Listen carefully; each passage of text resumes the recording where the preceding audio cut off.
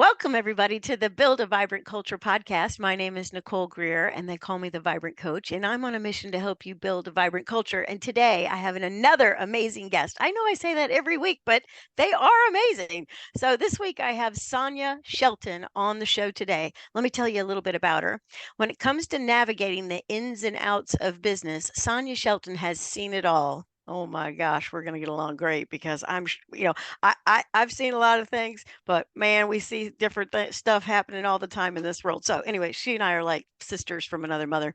From successful startups with brand new ideas to well-established Fortune 500 companies, Sonya Shelton founded Executive Leadership Consulting in 2007 from her passion for partnering with leaders and high achievers to create a clear vision. We're going to talk about vision today, people, and build work environments where employees are fulfilled and completely committed to their organization's success. Well, I would call that a vibrant culture. She has captured her leadership tips and success stories in her #1 Amazon best-selling book, You're an Executive, but are you a leader? Look, I've got the book right here, people.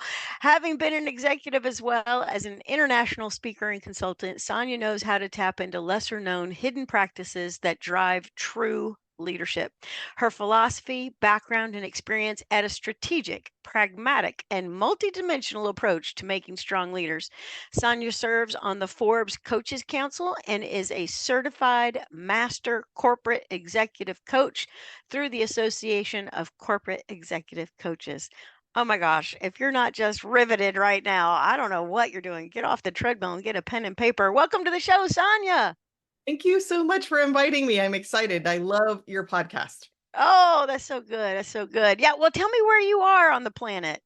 I'm in Los Angeles, California. Okay, she's in the LA, people. So she's hip, she's happening, she's funky. That's how that works. All right, so this book you sent me, You're an Executive, but are you a leader? This is kind of close-ended, but this is a very powerful question. You Yes. know, Yeah. because that talk about the title for a hot second. I think it's such a good question. Yeah, absolutely. I think that as I started coaching and I started executive leadership consulting, what I noticed was a lot of at the highest levels, at the C-suite, a lot Hmm. of, well, I've already done that. I've taken all the courses. I've done all the leadership development. I don't really need any more.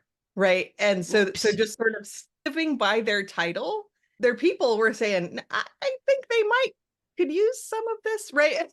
But they were saying no. And so when I came up with the idea for the book, I really looked at it from my experience as an executive. What would I want from a book? What would get my attention? And so I decided to just be provocative and challenging. And Yes. I remember when the book came out, I was in the elevator of one of my client organizations, and I told one of my clients, "Oh, the book's coming out. I'm going to give you a copy." "Oh, what's the name of it?" "You're an executive, but are you a leader?" And he literally stepped back 3 steps on the elevator. It's like, whoa, right? Powerful question. Like, okay, we've got something here, right? So that it is really not just leading by your title. Your title lets you be in that position, but doesn't necessarily mean people are following you. Oh my gosh, that's so good. And the other day I was with a bunch of colleagues and I made this statement and somebody was like disagreeing with me and that's fine. Like I love a little, batting it around, let's discuss it, let's talk about it, make me smarter. I love that. But I think at every level of organizations, people get promoted because they're good technicians or they have really good knowledge, but like it doesn't mean they know how to lead. That's what I said. And they're like, "Oh, I don't think that's happening that much anymore." And I'm like, I totally think it's happening. So what do you think, Sonia? Yes, absolutely, absolutely. It keeps us in business, right? I think it is important to know your stuff, right? To know your business, to know your functional area, to know whatever that technical part of your job is, or the what. But it doesn't necessarily mean, and I think a lot of organizations make this mistake. Like, great, promote that person, reward them Of for course. what they've accomplished, but shore them up, right? Give them the mentorship, give them the training, give them the coaching that they need to be able to do all of the other things, right? And I think even asking them, I've I've had more than one client where, particularly working on big projects and things like that, where they literally will just say, this would be so much easier without the people. Yeah. So, But here's the thing. You can line up the copier behind you and the machines from the plant behind you, and you can line up the products behind you, and you can go, "Come on. Come on." And that copier and those products and that stuff is not going anywhere. But you can line up people behind you and go, "Come on. Come on." And they'll go, "Where are we going?" And see that's where vision comes in. It's like, "This is where we're headed. Follow me." So I'm with you. right, right. And so I think it's making sure, does that person want to lead people, right? Or, 100%. I had a client who stepped into a new promotion, and she was talking about it, and it was, a lot of shoulds in the Oh, conversation. And shitting all over things. Mhm. yes, and I said, do you really want this job? Right? And she was like, well, that's the next logical step. It was the thing I was supposed to do. And it's like, well, but do you want it? And she was like, not really. And Mm. she actually talked to the organization. They put her back in her old position and she was happy. Right? Happy as a clam, doing her Right. stuff, doing her thing, and she's probably brilliant, and has expertise and knowledge beyond and all that kinda good stuff, yeah. So, I think leaders, they are special. People Yes. who want to develop others. I mean, really, that's how I look at leadership. It's like, develop your people, you'll develop your company. That's exactly how it works. So, that's fantastic. Now, everybody, I wanna tell you, in her book, again, you're an executive, but are you a leader? There it is. She's got 50 chapters in here. They're short, they're sweet, they're poignant, they've got stories. You'll love it.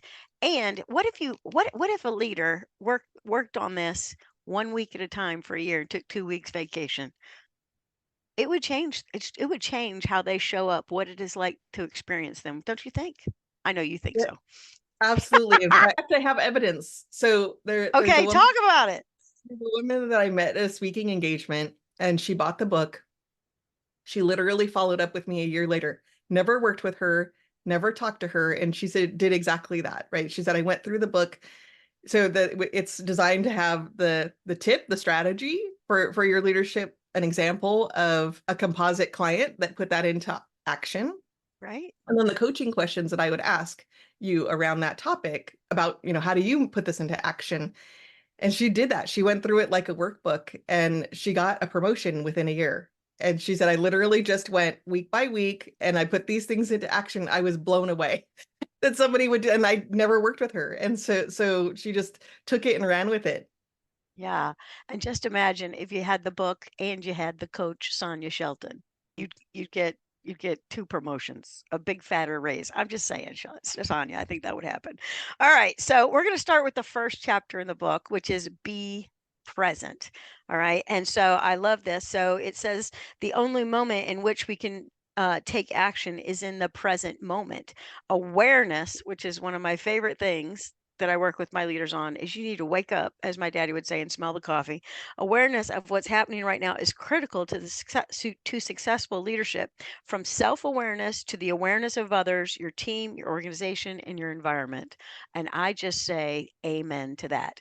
All right, so talk a little bit about being present, and then let's talk about your little case study and what people might do to get conscious of how to do this exactly. Yeah, it's one of the things that I learned as a leader about just being with people. And Hmm. when somebody's talking to you, just give them your full attention. When you're in a crisis mode or you're dealing with a challenging situation, not getting too far into the future and catastrophizing what could happen, or even being excited about the results you could create, or going backwards to, we've always done it this way, and not really being open to change. And I think it's different right now because we're in a different time in the business world, that we're in a big time of uncertainty. People really can't see too far forward because of the pace of change, which is the second part, which is things are moving fast, right? With Hmm. technologies and just the world, whether we're able to communicate faster, get things done faster. So leaders are facing this where it's really tough to be able to manage that uncertainty and that speed of change for themselves and for their team. And so that being present just helps you stay centered in where are you right now. Don't worry about what's happening 3 years from now. Don't worry about what's happening 6 months from now. Where are you now? And I had this experience when I left my last job before I started ELC. I One of my managers reached out to me and he said, I didn't realize the impact of your presence until you were gone. Oh So my the gosh, what a compliment. Yeah, and he said that the person who took your place said we have one-on-one meetings, and he is on like looking away from me on his computer doing his email, and he said, and I was like, are you listening? Like are we having the conversation? It's like, are you paying? And he was listening, but he said it's just the presence that you have when you're just so with people, right? And I said I really miss that. And it Hmm. made me see the impact of that, and that really just being with people opens up, it opens them up to be able to share with you what's really happening. You learn so much when you're present with people, especially the people that you're leading. Yeah, yeah. And so I do a ton of facilitation work. And one of the things that we learn in facilitating, which I'm sure you're familiar with, is we call it holding the space. And, you tell that to people and they're like, hold the what? Like they've never even heard this concept, but it's like, it's practicing presence. It's being in the room, being the calming factor. And I think it's really like emoting. Like emoting, like everything's going to be fine. I'm listening to you. And most people, all they ever really need to like come down from like some kind of fear or worry is for somebody to listen. I mean, didn't that happen to you? You went to your mom, you went to your dad, you went to your grandma, you went to your sister, and you're like, Can I tell you something?" And they're like, "Sure." And then they looked you in the eyeballs and paid attention to you. So, that, and really, this is a big part of employee engagement, I think. Yes, It's like, why are our employee engagement numbers so low? Because we're multitasking while we're talking to people and they feel snubbed. That's why. absolutely. Yeah. And it's a it seems really small, Yeah, but it goes a long way to communicate that you care, right? 100%.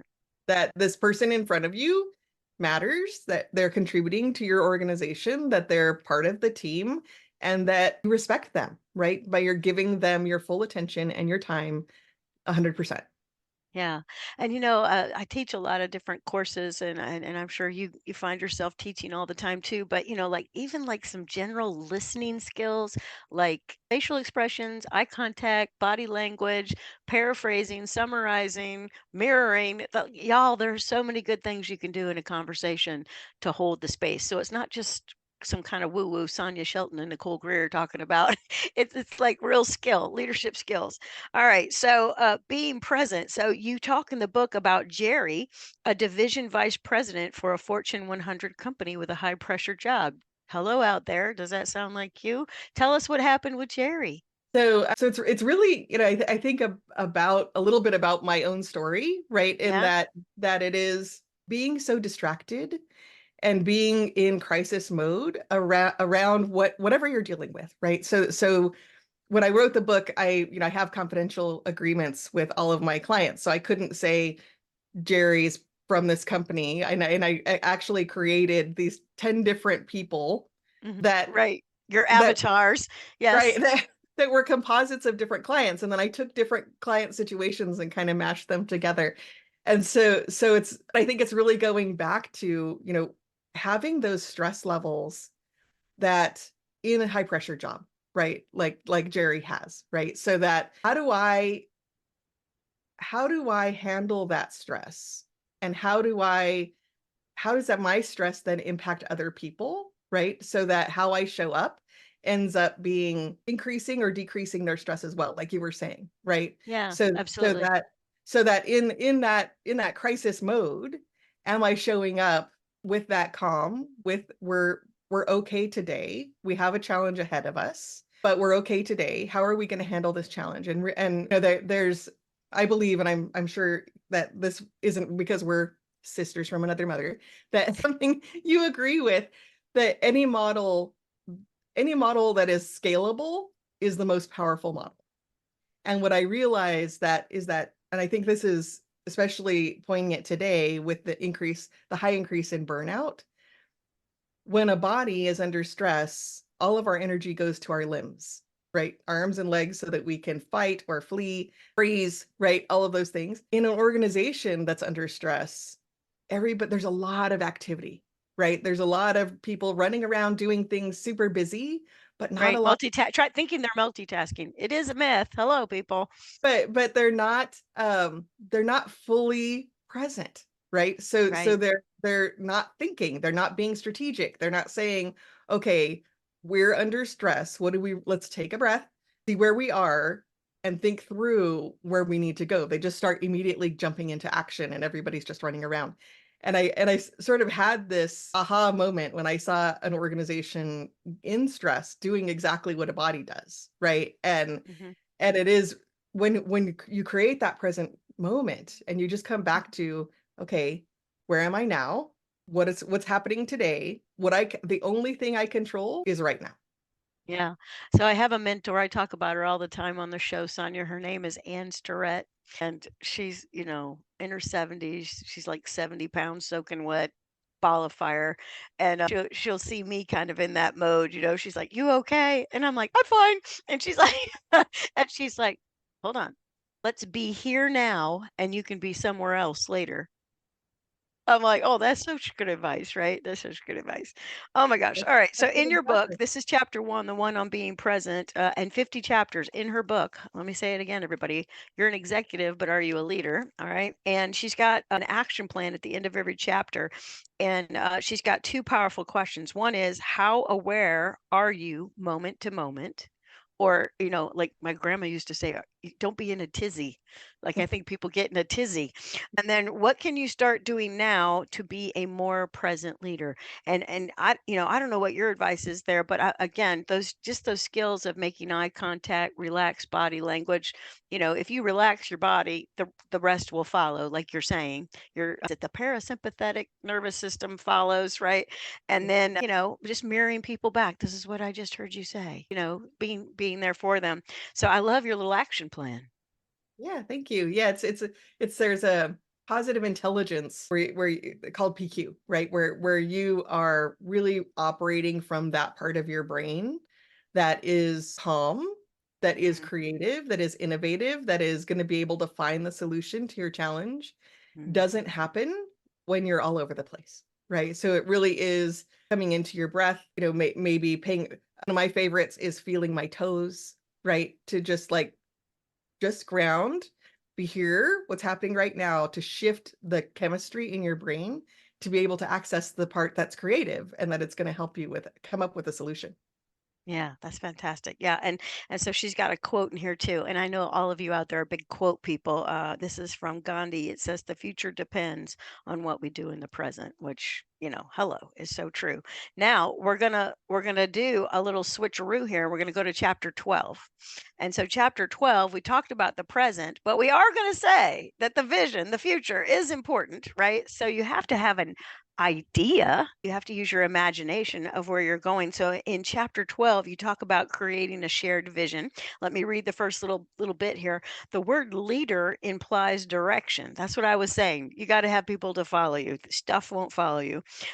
Are you leading your team somewhere, but where? Your organization wants you to have a vision to know where you want to go, and you can create this vision yourself and then communicate it, or better yet, get some folks to help you. I interpreted the last part. That's how we talk in North Carolina. In Yeah. LA, they say, or could you find some professionals to follow you? Okay. So, Okay. talk a little bit about vision. Create a shared vision. And the word shared is key, right? Create a shared vision. Talk a little bit about that.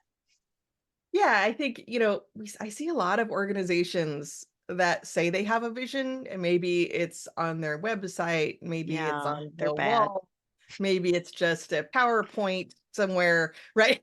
Right. And they've communicated it and they expect that, okay, that's where we're going. Yeah, we did it one time. We're done. Right, Everybody, right, everybody gets it. Everybody understands. right. And No. but I talk about a vision needs to be seen. That's why it's called a vision. You need to be able to see it. Step into that future. What will it look like? What will people be saying about you? What will what will we be doing? How will our customers or clients be talking about us, be saying, how we're going to impact them? What's the impact we're making at that time? And the best visions are ones that have that. But that's not enough. So even if you have a really strong, compelling vision, you can see it. If you don't have everybody else enrolled in that vision, again, it's just going to be the words on the website, on the PowerPoint on the wall that they see, but it doesn't really mean anything to them. And Right. so one of the things that I do is kind of a test to when I start working with an organization is I'll just ask like 5 random people, tell me about the purpose and the vision of the company, like in your own words. And if they say it, but sometimes they'll be like, I don't know. It has something to do with, you know, being number one or something. And Yeah, and my next question is, according to who? What magazine? What are we going right, for? What's the criteria? Yeah, right. Or they might have it memorized, right? So they have the exact words and they're saying and they're parroting what they've been told, but they don't right, really own it, right? right, right. But if they tell me the purpose and the vision in their own words and what it means to them, then they have a vibrant culture, right? Then Mm, it's like, okay, they've got it, right? right. They understand. Everybody's lit with the vision. They see Yeah, it. They see the light. yeah, absolutely, absolutely. Now, I will admit that in the times that I've done that, it's only happened once where all 5 people actually had ownership of the vision. It was a How school. wonderful.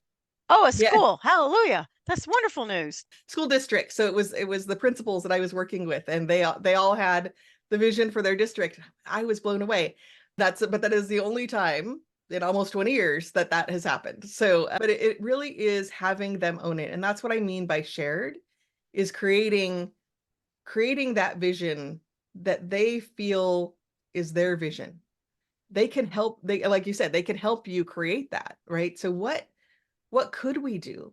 What would the future look like if we brought our purpose to life and took it into the future? What could we do with this purpose? How could Mm. we have an impact? How could we change the lives of our customers? And so sometimes I'll work with organizations. They'll say, "Well, we just have this product that we produce. So, really our vision is to make money and provide a good product." And you would be surprised at how when you have a purpose behind your brand and a purpose behind your vision and where you want to go, the impact that you're having on your customers. I remember one of my clients is Nestle, and I worked with somebody in the beverage division who oversaw Coffee Mate. And she when she talked about Coffee Mate, she said, we did a visit to a woman, Latino woman, not a lot of money. And she said that when she invited somebody over to have coffee, the fact that she could provide the Coffee Mate and that share that moment with them meant so much to her. Right. And she said it completely changed how I looked at our product. Right. And so if you're feeling like, well, our product doesn't really have an impact, find it. Right. Because that's going to create that vibrancy in your culture and that people are going to connect to the purpose of what you're really doing. Yeah, and so, like, go to this woman's apartment where she's serving up Coffee Mate. And for those of you who can buy a $4 thing of creamer every week, you don't think twice about that. But what I'm hearing you say is that she was putting the caramel macchiati, whatever macchiato, however you say it, creamer down in front of her guest and saying, "Look what I have to offer you." This is special, right? So it's all about perspective and attitude. Oh my gosh, so good. All right. Well, in your book, you talk about in the Creating a Vision about Richard, the CEO of a retail corporation, one of her avatars, who wanted to create a new vision for the company in a rapidly changing environment. So there's that rapidly changing environment thing again. And Richard had some ideas about where to go, but then he challenged his team to get in there and vision with him. So that's the thing I think leaders are not picking up what we're laying down here, Sonia. It's not like you sit by yourself in a room and dream up the vision. You get your peeps involved, right? Yeah, absolutely, absolutely. They're the closest To the to stuff.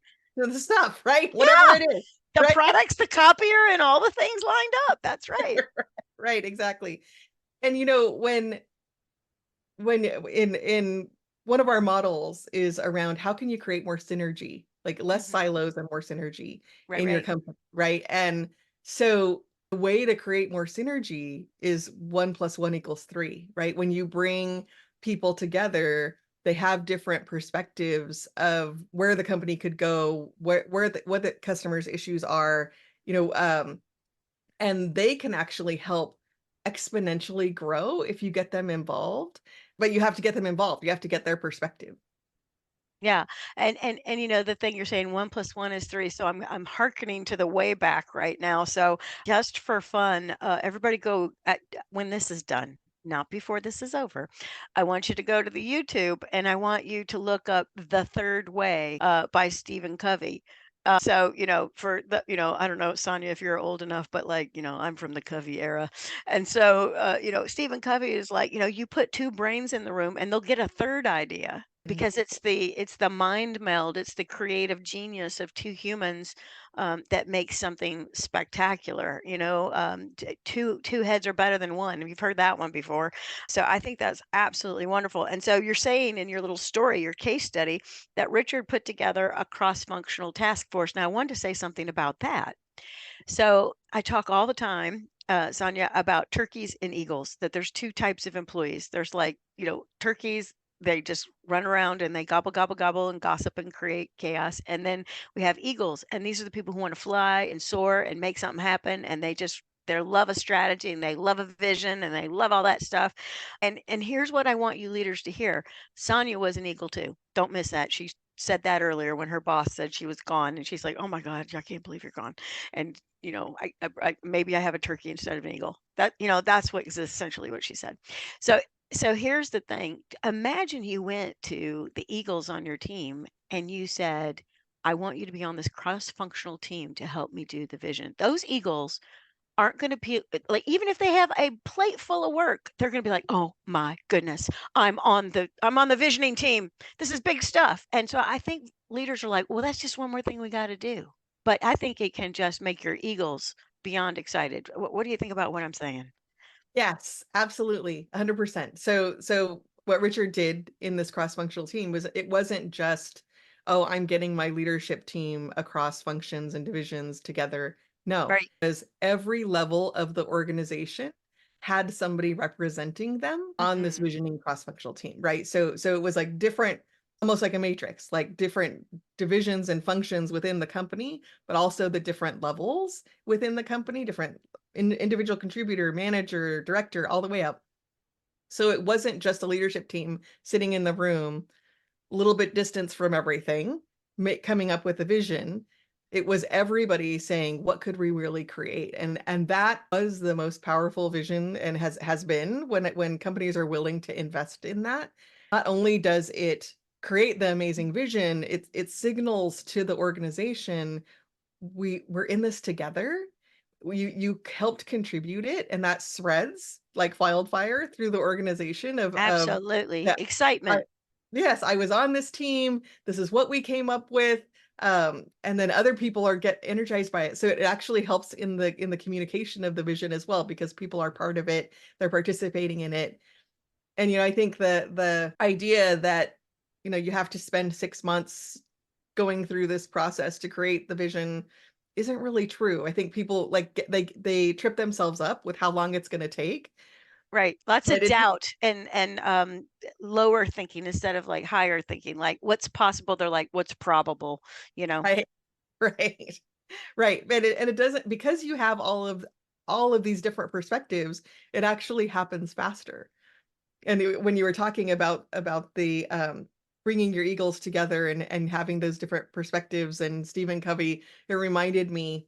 So before I started executive leadership consulting, I was the head of internal communications at the Walt Disney Company, and so because of that, I know a lot about Walt Disney. I'm always looking to him for advice. Oh yeah.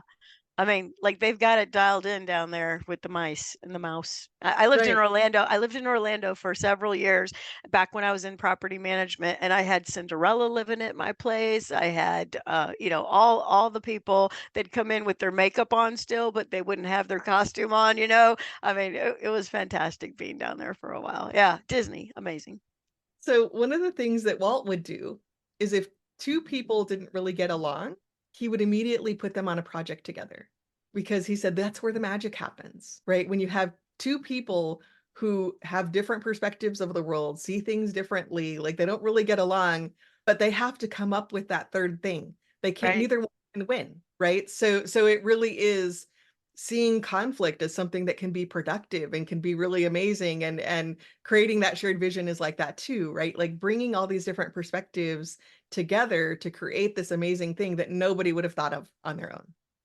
That's right. That's right. Yeah, and you can't do this life alone. So many people are like, "I'm just doing my job." I know, but you're on this team. Don't Yeah. forget, everybody.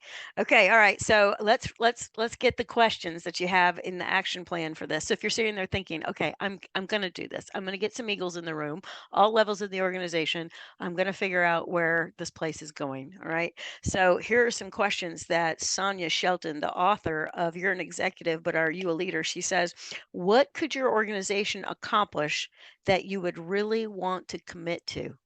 So there's a little thing in there about, you got to have your heart and soul in it in that question. I love that question, Sonia.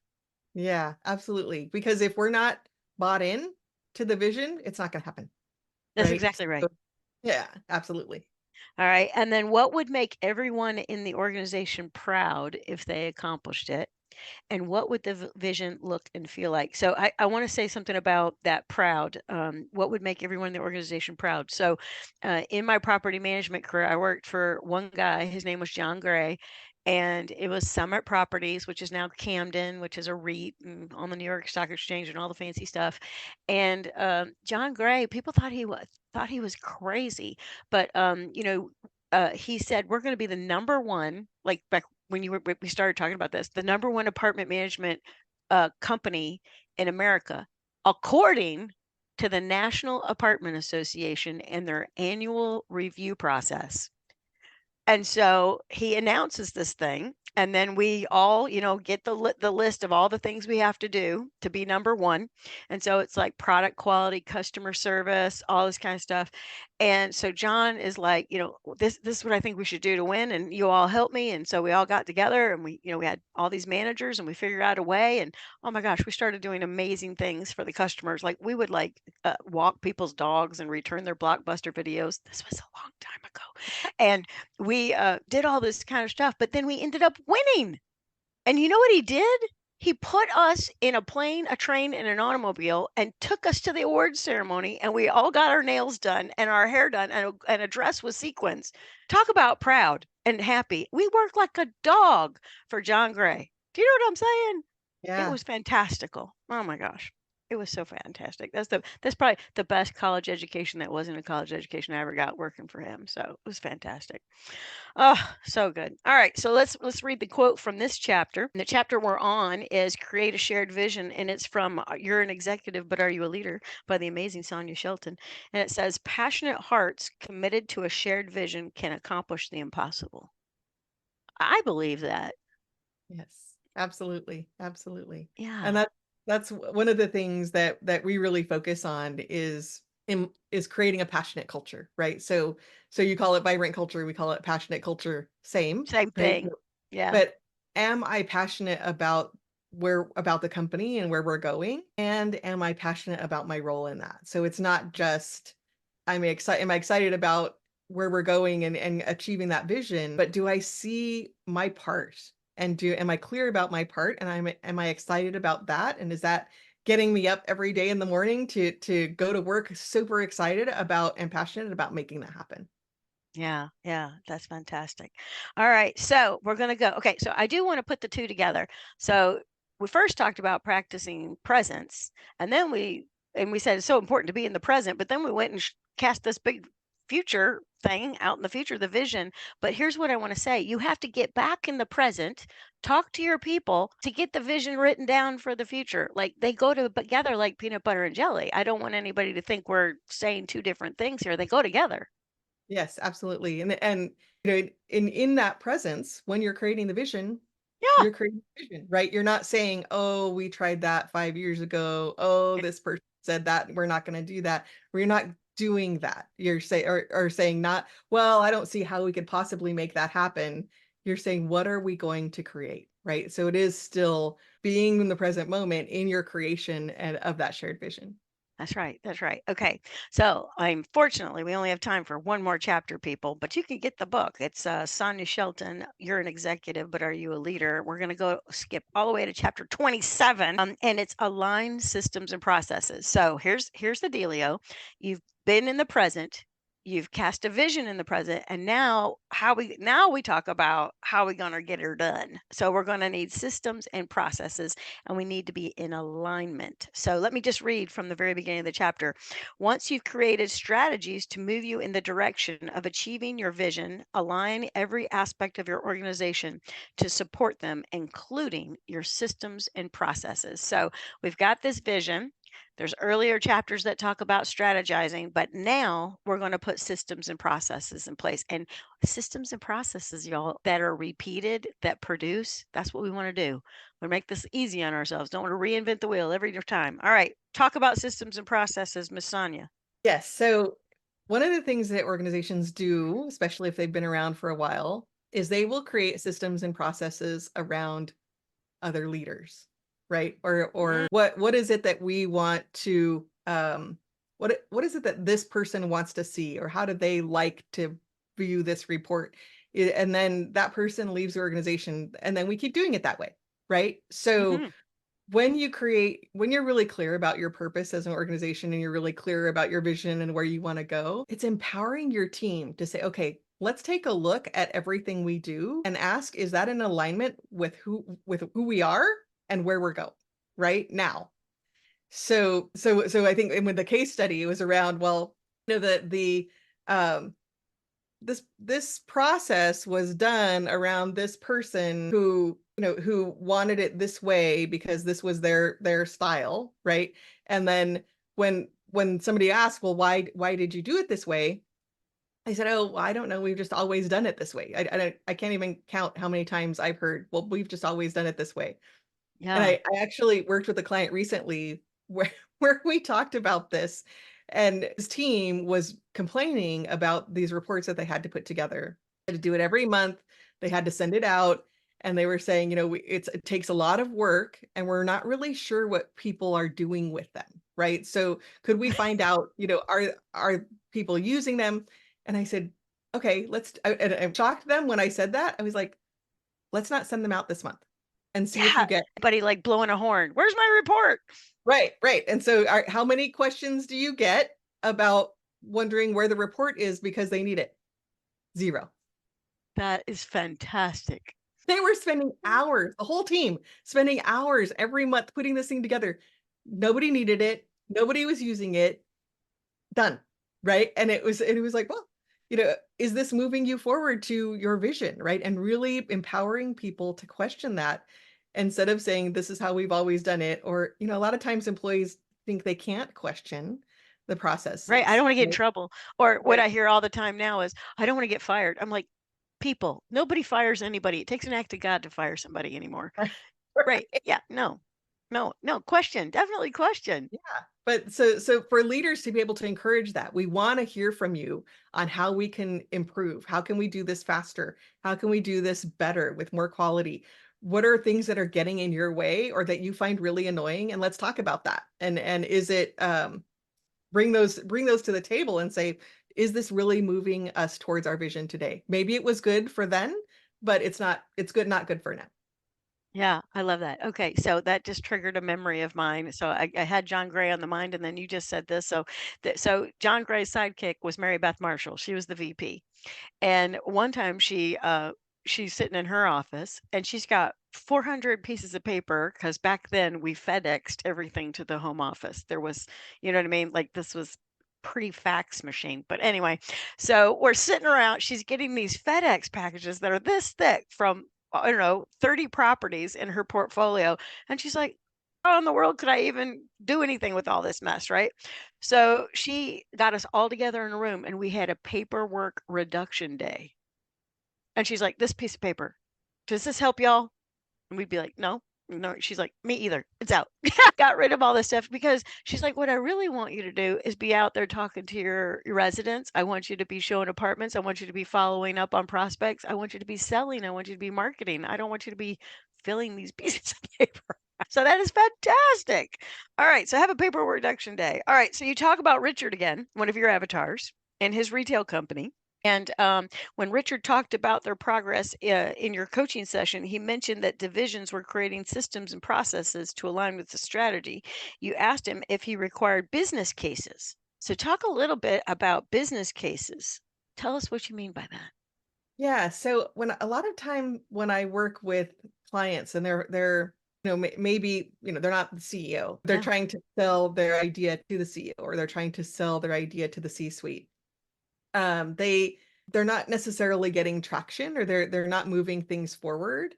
Right. Um, and it's really about how is this going to impact the business, right? Percent. So what is the background of why you have this idea? So very simple formula. What is the background of what brought this idea? What's the problem or the challenge you're trying to solve? What's it going to do for the business, right? So is it going to make things more efficient? Is it going to help the business grow? Is it going to have people collaborate better, right? And then what are three options that you could see as a solution, right? So they can see that you've thought this through. And then what's your recommendation about how to solve this problem? It helps people make decisions faster because Mhm. they can see that you're not asking them to think, right? You're not saying, okay, well, here's this idea and you figure out how I got there. You're saying, here's how I got there. This is why I think we should do this. Every time I've had a client do this, they either sometimes they'll change their idea or change their recommendation because they haven't actually done the background work, right? Hello, hello. Or but once they do, they almost always get it through. Or there might be some tweaks of questions that the CEO might ask or things like that, where they're like, oh, I didn't think about that. Let me go find that out. But eventually they get something done. But it starts the conversation with, really saying what is the challenge that we're trying to solve? How does this get us towards our vision? And being prepared when you bring that idea forward to say, here's the business case on why I think this is a good idea or why I think this is the answer to our challenge. And so with Richard, what I said to it is, do you require business cases to help him move through those decisions faster? It speeds up the process of Oh decision yeah. making. Yeah. Yeah. And and that's that but pretty much that's what the CEO does all week long is sit there and listen to what everybody thinks he or she should do. And it's easier to say no Right. than to figure out what you're thinking about. So help a guy out, help a gal out and get your thinking all done ahead of time. Oh my gosh, I think that's genius. All right. So, did you write that down? Require business cases when somebody brings you an idea and teach your people. And if you'll rewind a hot second, she just gave you the recipe, right? So of how to put together a business case. So I absolutely love you, and love that. I love Sonya. She's amazing. She's my sister from another mother. Did you hear that earlier? Okay. So aligning systems and processes. Here's her two questions that she's got in here. Her powerful coaching questions. How can you better align your systems and processes to your strategies and your visions? So I think too, we've illustrated this. Why are we doing what we're doing? What result is it giving us? What asset does it become when we do this process? And what systems and processes in your organization need to be reevaluated now? So get in a room like Mary Beth Marshall and look at your paperwork or your reporting or whatever, and the group that she was talking about, and get that figured out. You've got a Stephen Covey. There he is, Stephen Covey. Stephen Covey quote in here: "Management works in the system, and leadership works on the system." So that's the old working on the business or working in the business thing. Yeah. So I absolutely love that chapter. So Sonia, that's three chapters out of your book. That leaves 47 people that you can do on your own in Sonya Shelton's book. You're an executive, but are you a leader? We're at the end of our podcast, but there's people out there going, wait, hold on. Sonia's got one more nugget to download for me. What nugget might you leave everybody with? If you're an executive and you're sitting there going, gee, I might not be the leader I thought I was, what advice would you give them other than to read this amazing book? I think we believe in starting with why, just like Simon Sinek, Yeah. right? So looking at what is your purpose as a leader? Why do you do what you do?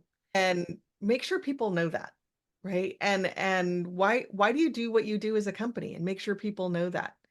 If you have an initiative or a change that you're putting into place. Why are you making that change? Make sure people know that, right? So that bringing people along with that why question is going to speed up their engagement and their buy-in, creating that vibrant culture much faster, right? And sometimes we take it for granted that people know, but they don't, right? So it's helping them always ask, starting with why with everything that you're doing.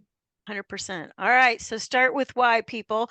Also, practice presence, cast a vision, and get your systems and processes aligned. Okay.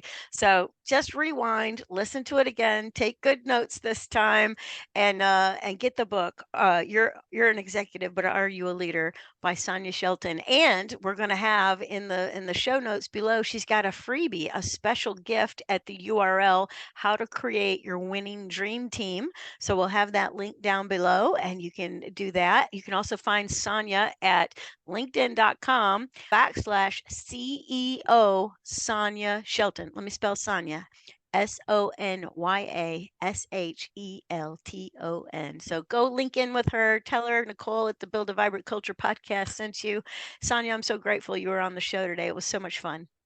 Thank you so much. And I mean, to make it super easy, if you want to get all the things, Yeah, go to our website, executiveleader.com. Everything is there, all the links to my LinkedIn and the webinar and everything. So yeah. that's fantastic. All right, take advantage of all these goodies, everybody. Thank you so much, Sonya. When I come to LA, I'm looking you up. We'll go get a fish taco. Please do. I would love that. Thank you so much for inviting me. It was a great conversation. Bye bye.